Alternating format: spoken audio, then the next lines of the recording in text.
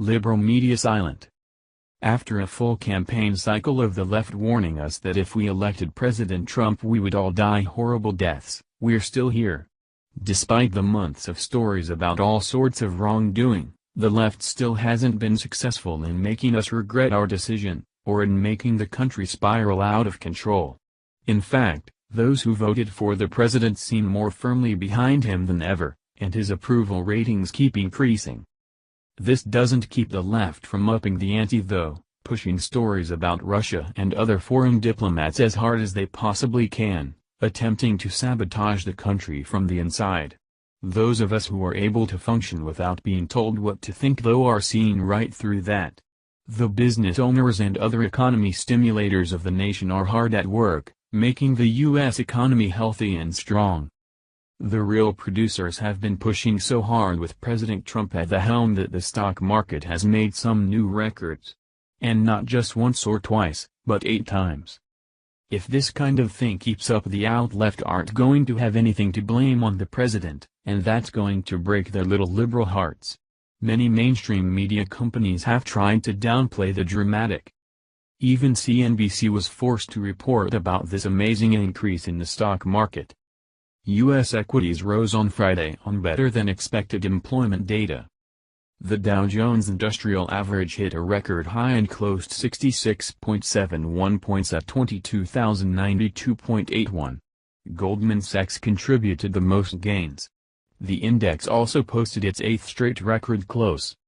The S&P 500 gained 0.19% to close at 2,476.83. With financials rising 0.72% to lead advancers.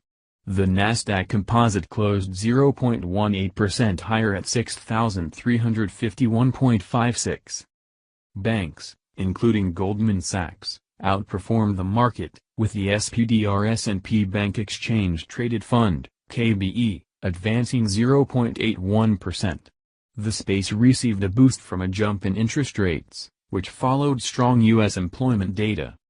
The U.S. economy added 209,000 jobs last month, according to the Labor Department, well above the expected gain of 183,000.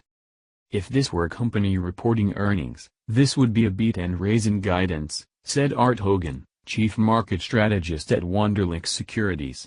We're also winding down on the earnings season, so this came at the perfect time.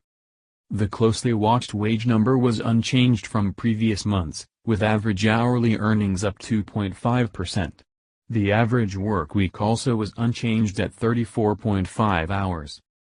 This is the second month in a row where we came in above 200,000 and above expectations, said J.J. Kinahan, chief market strategist at TD Ameritrade. I think the reason the market isn't going gangbusters here is because the Dow has gone up for 8 days in a row. It's hard to justify buying heading into the weekend when you've had this rally. U.S. equity indexes have been on a tear lately, especially the Dow.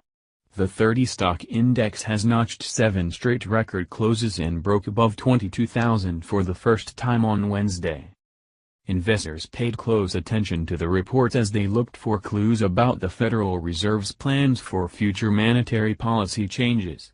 Market expectations for a December rate hike are approximately 50%, according to the CME Group's Fed Watch tool. This just gives them more ammunition for another rate hike, said Sharon Stark, managing director of fixed income strategies at Inc. Capital, referring to the jobs report. The market reaction is not a surprise. We had a pretty strong rally yesterday. U.S. Treasury yields jumped on the news, with the benchmark 10-year yield climbing to trade at 2.264%, while the short-term 2-year yield rose to 1.355%. Yields followed their UK counterparts lower on Thursday after the Bank of England kept interest rates unchanged. Currencies also moved on the report, with the dollar edging off a 15-month low. The greenback also hit its lowest level against the euro earlier this week, with the common currency briefly breaking above $1.19. The euro has basically had a straight run higher against the dollar since April, said Min Trang, senior FX trader at Silicon Valley Bank. A lot of that has to do with an upward outlook on the European economy and also the dollar weakness, which is due to subdued expectations of fiscal stimulus and tax reform.